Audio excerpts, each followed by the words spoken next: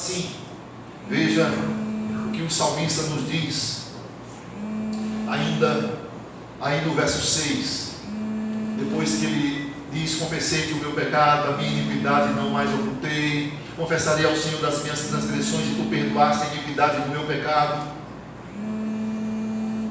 Diz o verso 6: sendo assim, todo homem piedoso te fará súplicas em tempo de poder encontrar-te. Com efeito, quando transbordarem muitas águas, não o atingirão. Irmãos, sendo assim, como diz aí no verso 6, ou seja, por isso, exatamente apontando para a graça de Deus que é revelada na vida daquela pessoa que busca com fé, com sinceridade, que busca com arrependimento, que está quebrantado na presença do Senhor. Então, meus amados irmãos, todos os filhos de Deus, eles então passam a ser chamados de homens piedosos, ou seja, obedientes, tementes a Deus. Ele vai fazer súplicas em tempo de poder encontrar, diz aí a palavra. Essas palavras nos lembram aquilo que diz o profeta Isaías, no capítulo 55, versículo 6, quando ele diz: buscai o Senhor enquanto se pode achar, invocai-o enquanto está perto. Irmãos, qual é o tempo oportuno para que nós possamos encontrar o favor de Deus? Não é o momento adequado para nós encontrarmos o favor de Deus? É hoje, é agora. Esse é o momento de confessar os pecados. É esse o momento de experimentar o verdadeiro favor de Deus. É fato, meus amados irmãos, que Davi sempre nos traz aqui nessa sua palavra o incentivo para que nós possamos entender que Deus está sempre prontos para nos perdoar. Mas isso não deve nos levar, meus amados irmãos, a uma vida de indolência, de frieza, ao menosprezo para com a bondade de Deus. Olha, Deus está dizendo hoje para você que está guardando o pecado no seu coração, pecado que está lhe trazendo sofrimento, amargura, que está trazendo dor para a sua alma. Deus está dizendo para você hoje: peça perdão, confesse com fé, ore clamando o perdão do Senhor. E muitas pessoas vão continuar desprezando a bondade de Deus, dizendo: isso é só conversa do pastor. Meus amados, tão logo você reconheça o seu pecado, você certamente vai correr para Deus com o coração contrito, com o coração compungido. Se você ainda não tem essa vontade de correr para o Senhor, confessar os seus pecados, é porque ainda você não foi convencido do seu pecado.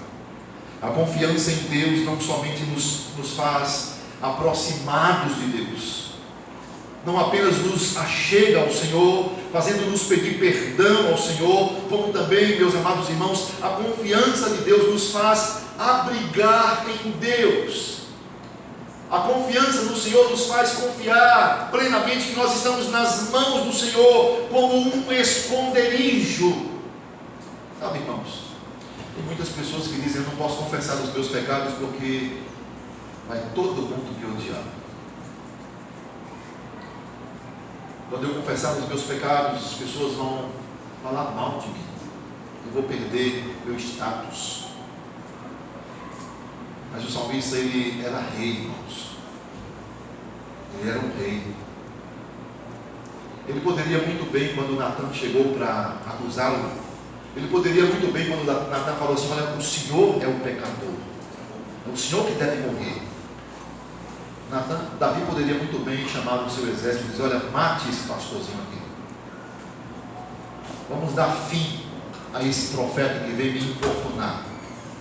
Ele poderia muito bem queimar o arquivo naquela hora. Não, mas ele não fez isso. Ele confessou o seu pecado e disse: pequei contra o Senhor.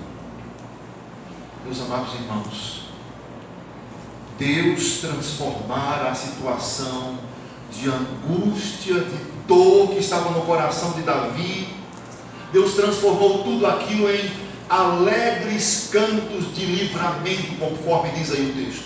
Literalmente, essa expressão aqui, alegres cantos de livramento, é cântico de escape. Essa é a ideia aqui no original. Quando as muitas águas da angústia cercaram o coração de Davi, Deus providenciou-lhe um escape. A cena aqui, meus amados irmãos, é de Davi entrando no templo, como você chegou aqui nessa noite. É Davi chegando no templo e então o seu coração se alegra. Ele então está reunindo com todas as pessoas que ali estavam, e Davi então está pronto para louvar o Senhor, juntamente com todos os outros servos do Senhor, que também eram piedosos. E meus amados irmãos, como nós precisamos nos dias de hoje, quando a igreja se reunir, como nós estamos agora reunidos, que nós tenhamos a certeza de que estamos do lado de pessoas piedosas, de homens e mulheres que de fato confessaram seus pecados. Quão magnífica será a igreja quando todas as pessoas que estiverem presentes para o culto tiverem a certeza que nós somos perdoados. Mas, meus amados irmãos, nós encontramos ainda nos nossos dias pessoas que entram por aquela porta com os seus corações carregados de pecados, saem da mesma forma e passam a vida toda com os seus corações completamente cheios de todo tipo de sofrimento provocado pela doença, pelo veneno do pecado. Saiba, irmãos, o perdão de Deus na vida de Davi encorajou Davi para que ele confessasse, e então encorajou também outras pessoas a buscarem a Deus, clamando o perdão. O perdão que Davi recebeu encorajou outras pessoas também a se abrigarem em Deus. Como é extraordinário quando nós vemos uma pessoa confessar Cristo, abandonar o seu pecado, e os outros olham e dizem: olha, eu quero isso para a minha vida também. Eu não posso continuar nessa lama que estou vivendo. Irmãos, aqui nesse lugar é onde nós ouvimos o Evangelho que diz: arrependa-se dos seus pecados. O tempo está próximo, está se cumprindo, o reino de Deus está próximo. Arrependei-vos e crede no Evangelho do Senhor Jesus. O melhor testemunho que você pode dar diante dos homens não é o que você faz, não são as suas obras, irmãos. Tem gente que faz uma coisa boa aqui, uma coisa boa ali, e acha que esse é o único testemunho que ele pode dar. Não, irmãos. O melhor testemunho que você pode dar para alguém é quando você mostra para as pessoas o que Deus fez na sua vida. É quando as pessoas percebem que você mudou, que você foi perdoado, que você é um bem-aventurado. Dar um bom testemunho é muito mais do que não fazer coisas erradas. Depois que eu vim para a igreja eu não faço mais nada de errado. Eu estou vivendo agora uma vida sem nenhum problema, eu estou vivendo na linha. Irmãos, não é assim que nós damos o melhor testemunho. O melhor testemunho é quando nós mostramos profunda transformação que Deus efetuou nas nossas vidas. Porque simplesmente dizer por aí o que nós estamos fazendo de bom para as pessoas, Jesus um dia chamou os fariseus e disse: ai de vocês, hipócritas e fariseus, vocês estão apenas querendo ser vistos pelos outros pelas coisas boas que vocês fazem, mas eu não conheço vocês. Nós precisamos, irmãos, testemunhar o que Cristo fez nas nossas vidas, tirando você da angústia de um coração carregado de pecado, para então fazer você receber o perdão, aquele perdão que traz a verdadeira felicidade. As pessoas precisam, meus amados irmãos, desesperadamente de felicidade. Mas a única felicidade que realmente conta é aquela que vem através do perdão de Deus. A sua vida, eu lhe pergunto nessa noite, é um exemplo do perdão de Deus? Você pode dar exemplo do que Deus fez quando lhe perdoou? Há pessoas que acham que testemunhar é só chegar aqui e dizer: olha, eu estava precisando de um dinheiro e Deus me abençoou com aquele dinheiro. Eu estava com um problema de enfermidade e Deus veio e me curou daquela enfermidade. Eu quero saber o que Deus fez com relação ao seu pecado. Qual foi a mudança que Deus operou na sua vida quando você confessou os seus pecados? Deus de fato tirou a tristeza, a dor da sua alma? Irmãos, as pessoas, elas precisam nos ver em nós a obra de salvação que Deus realizou em nós. Você que está me ouvindo nessa noite, você tem refletido a felicidade de um coração perdoado? Essa alegria imensa, irmãos, adquirida pela graça, por meio da confissão, além de servir de testemunho para que as pessoas venham a Deus. Em último lugar, conforme diz o verso 8 ao verso 11, ela deve cultivar uma vida de santidade e obediência. A alegria que nós recebemos do Senhor, ela é percebida quando nós confessamos os nossos pecados. Essa alegria, ela é também usada por Deus para atrair outras pessoas a Cristo. E esta alegria, ela deve fazer com que nós cultivemos em nós um coração santo e obediente. Veja o que ele diz no verso 8 ao verso 11. O salmista nos diz: instruir-te-ei e te ensinarei o caminho que deves seguir. Sob as minhas vistas te darei conselho. E olha só o que diz o verso 9: não sejais como o cavalo ou a mula sem entendimento, os quais com freios e cabrestos são dominados. De outra sorte, não te obedece. Ou seja, tem gente que só obedece quando colocar um cabresto, quando amarrar. Há muitos cristãos que estão vivendo a vida cristã amarrados, porque se soltar a corda, eles vão embora. Há muitos cristãos que é preciso o pastor, o presbítero, o irmão estar o tempo todo segurando uma corda, porque se soltar, eles vão embora. O salmista nos diz: não seja como um cavalo ou a mula, sem entendimento, que precisa de freio e cabresto para ser dominado. Se não for freios e cabrestos, eles vão se desviar, eles não obedecem. Por isso o verso 10 nos diz: muito sofrimento terá de curtir o ímpio, mas o que confia no Senhor, a misericórdia o assistirá. E o verso 11 nos diz: alegrai-vos no Senhor e regozijai-vos, ó justos, exultai vós todos que sois retos de coração. Irmãos, aí no versículo 8 e versículo 9, quem é que está falando? No verso 8 e 9 parece que há uma outra pessoa que entra na história. Instruir-te-ei e te ensinarei o caminho que deves seguir, sob as minhas vistas te darei conselho. Davi aqui está dizendo que ele confessou o seu pecado, e como foi bom, como foi maravilhosa a sensação do perdão de Deus. E de repente no verso 8, instruir-te-ei e te ensinarei o caminho que deves seguir. Algumas pessoas entendem que o fato de Davi estar na casa de Deus, conforme diz o verso 7, é o próprio Senhor Deus quem fala, prometendo ao seu servo que vai instruí-lo na forma como ele deve viver.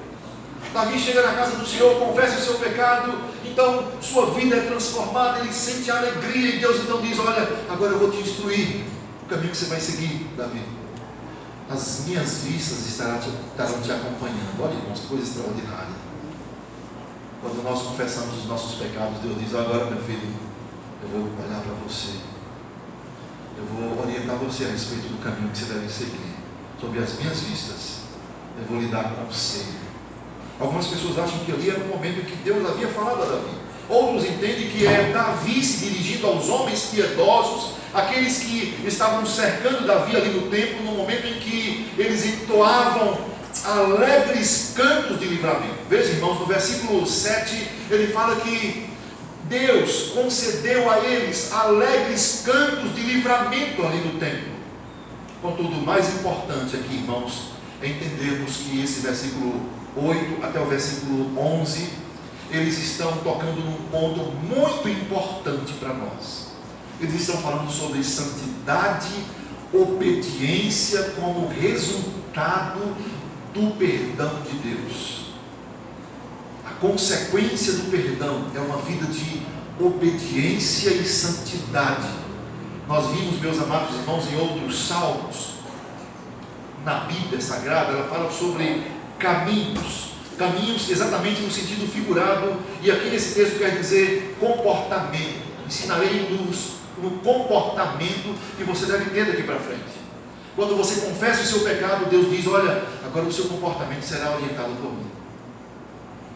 Vou estar te observando, te vigiando. Eu vou dizer quais são os caminhos, que comportamento você deve ter daqui para frente. Então Ele lhe dará conselhos, você estará sobre as vistas do Senhor. Nós acabamos recebendo os conselhos de Deus para o nosso coração. Aquela pessoa que docilmente se submete à palavra de Deus, então diz a palavra: a misericórdia o assistirá. Ao passo, irmãos, que aquela pessoa que se comporta de modo teimosa, aqueles que são desobedientes e teimosos para com a palavra de Deus, além de se assemelhar a animais irracionais, a cavalo e a mula, eles só podem ser dominados com força. E a palavra do Senhor nos diz: muito sofrimento terá de curtir esse homem. Vão sofrer muito. Aqui Davi estava relatando a sua própria experiência de vida, irmãos. Houve um tempo em que Davi se tornou como uma mula teimosa, que foi necessário Deus lhe ferir, como se fere um burro selvagem, um animal bruto com freios e cabrestos. No versículo 7 até o versículo 11 de Hebreus capítulo 12, nós vemos, meus amados irmãos, que esses freios e cabrestos que Deus está usando aqui para os seus filhos, ele é chamado de disciplina. E a Bíblia nos diz: Deus disciplina o filho que ama. Já pensou que coisa extraordinária, irmãos? Somos pecadores e Deus olha para nós e diz: eu vou cuidar de você, filho. Deus disciplina o filho a quem Ele ama. Ele disciplina os seus filhos, ao passo que aqueles que não são filhos, Ele entrega essas pessoas, sabe a quem? A si mesmas. Não tem tragédia pior para uma pessoa do que a pessoa ser entregue a si mesma. Quem é que manda na sua vida? Você é um daqueles que diz: na minha vida mando eu. Ninguém tem que ficar interferindo na minha vida. Será que você é um desses? Se você entende dessa forma, você foi entregue a si mesmo. Deus lhe entregou ao seu próprio coração, e você vai curtir muito sofrimento por isso. Hoje eu digo: pare de querer viver por conta própria. Se submeta a Cristo, confesse o seu pecado, venha a Jesus Cristo o mais rápido possível, porque um coração que foi perdoado por Deus, ele deve preservar-se em santidade, em obediência, na presença de Deus. E sobre as vistas de Deus, essa pessoa vai buscar os conselhos, porque se não fizer assim, irmãos, facilmente essa pessoa vai cair na disciplina, vai cair e vai banalizar a graça de Deus. Em tal espírito será encontrado dolo, defeito, mácula, pecado. Eu quero que, encerrando aqui esse salmo, o salmista, ele conclama a todos os filhos de Deus que se alegrem, que tenham alegria, que regozijem-se, que exultem no Senhor Deus, que se satisfaçam na presença do Senhor. E como nós vimos, meus amados irmãos, tudo é possível somente mediante o perdão de pecados. Apenas quando houver confissão de pecado, só pode experimentar a verdadeira alegria, só pode experimentar o verdadeiro louvor a Deus, de todo o coração. Somente aquela pessoa que sabe o que é ser perdoado por Deus. Você já teve experiência de ter cometido um grave erro com uma pessoa, e quando você encontra essa pessoa, que ela olha para você e percebe o que você fez para ela, e ela olha para você e diz: está tudo tranquilo, não, vamos esquecer isso, eu não vou considerar isso mais, esquece, te perdoo. Como é que você considera essa pessoa depois disso? Você terá alegria em estar na presença dessa pessoa. É alguém que lhe fará bem. Meus amados irmãos, se você não recebeu o perdão de Deus, você não sabe o que é louvar a Deus, como nós cantamos aqui hoje. Você ainda não compreende o que é adoração. Você ainda não compreende o que é a verdadeira alegria em Cristo. E eu lhe pergunto nessa noite: você tem a certeza da sua salvação? Você tem certeza que Deus já perdoou os seus pecados?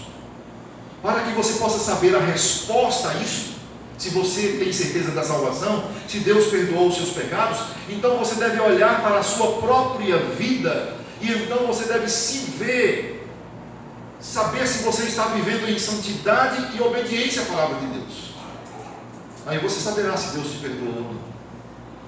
Mas se você está zombando ainda, vivendo uma vida de pecado aqui, caindo ali, levantando ali e tal, e não levando a sério uma vida de santidade e obediência, então você precisa correr para Cristo hoje mesmo. Queridos irmãos, uma fé que não santifica não salva ninguém. Uma fé que não obedece a Deus não leva ninguém para os céus. Você foi perdoado, você foi salvo por Deus, não para outra coisa, mas para viver em santidade e em obediência a Ele. Qualquer outro estilo de vida, irmãos, qualquer outra prática que seja diferente desta obediência e santidade, Deus não preparou para você. Eu quero concluir apenas dizendo que, enquanto você se calar, enquanto você silenciar o seu pecado, enquanto você guardar o pecado dentro do seu coração em vez de confessá-lo a Deus, você não somente não vai experimentar a maior alegria que existe, você não vai experimentar a alegria de ter sido perdoado por Deus. Se Deus, através do Espírito Santo, lhe convence de que você precisa confessar, então faça isso. Confesse ao Senhor os seus pecados. Não há qualquer possibilidade de você ser feliz enquanto você estiver fugindo de Deus. Parece um paradoxo, irmãos. Se você for visto numa floresta, uma mata fechada, e de repente você se vê de frente com um leão, o que você faz? Você nem tinha pensado nisso, mas normalmente a pessoa olha, corre. Não tem outro jeito de ficar, né? Tenta correr para longe do leão.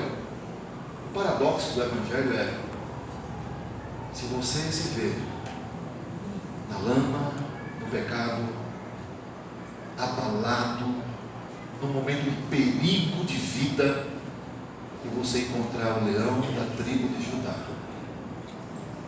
e você perceber Jesus Cristo falando com você, não fuja dele. Não importa qual seja o seu pecado, o perigo que você esteja enfrentando, ao invés de correr dele, corra para os braços de Cristo. Vá para Cristo hoje mesmo, porque Ele disse que vai perdoar os seus pecados.